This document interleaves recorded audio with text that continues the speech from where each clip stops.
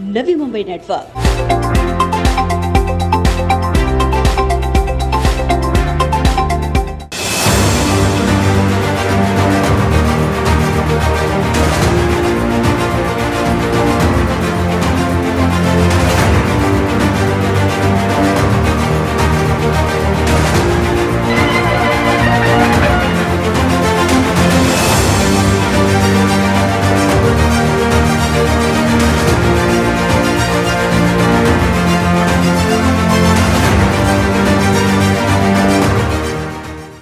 Central council for research in homeopathy और central council for research in Unani medicine द्वारा traditional medicine system में मील का पत्थर बनकर साबित regional research institute for homeopathy और रीजनल रिसर्च इंस्टीट्यूट ऑफ यूनानी मेडिसिन के संयुक्त इमारत का शुभारंभ आज खारघर सेक्टर 18 में केंद्रीय आयुष मंत्री सर्बानंद सोनोवाल के हाथों संपन्न हुआ, जहां उनके साथ पनवेल के विधायक प्रशांत ठाकुर, आयुष मंत्रालय की homeopathy adviser Sangeeta Duggal, national commission of homeopathy के संचालक डॉक्टर अनिल खुराना, दिल्ली सरकार के Ayush director doctor Raj Manchanda, central council for research in Unani medicine के director general professor Aseem Ali Khan, central council for research in homeopathy के director general doctor Subhash Kaushik आदि तमाम मान्यवर मौजूद रहे।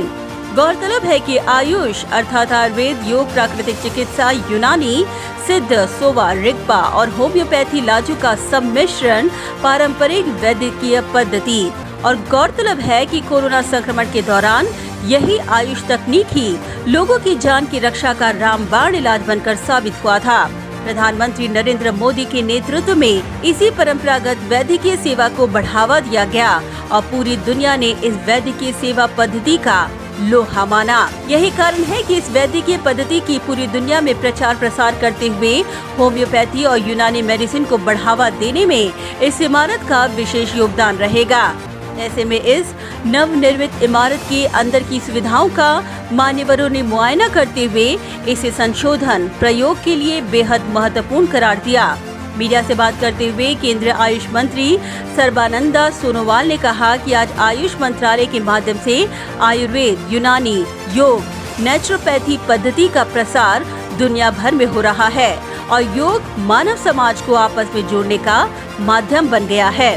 देश की जनताओं को निष्ठापूर्वक सेवा देने के लिए आज आयुष मंत्रालय की तरफ से आयुर्वेदा हो, यूनानी हो, सीधा हो, सोहारिकपा हो, योगा हो, नेचुरोपैथी हो या होम्योपैथी, इस सारे सिस्टम को आज बराबर की मान्यता देते हुए आज आगे बढ़ाने का हम लोगों ने काम किया है माननीय मोदी जी के नेतृत्व में। तो इसलिए आज आयुष का अलग अलग पद्धतियों से उत्पादित जो भी हमारे दवाएं हैं, जो भी हमारे फूड सप्लीमेंट है, इस प्रोडक्ट को अलग अलग देश में तो मान्यता मिली है, साथ साथ में आप लोगों ने देखा है योग को आज दुनिया के मानव समाज को जोड़ने का कैसे माननीय प्रधानमंत्री जी ने महत्वपूर्ण कदम उठाए हैं। योग के द्वारा आज दुनिया का मानव समाज एकत्रित हुए हैं। योग फॉर निरोग।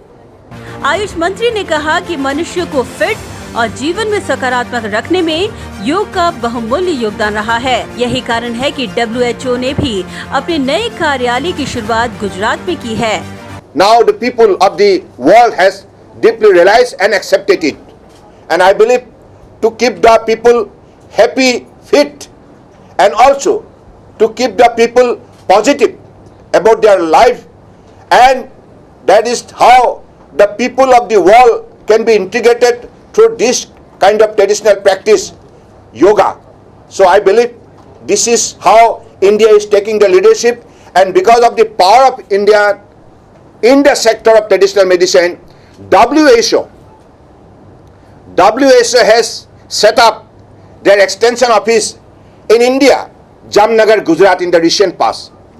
WHO Director General Dr. Tedros has personally come, and in presence of Honorable Prime Minister Narendra Modi ji and also the Honorable Prime Minister of Mauritius, this particular event was made successful at Jamnagar in the recent past.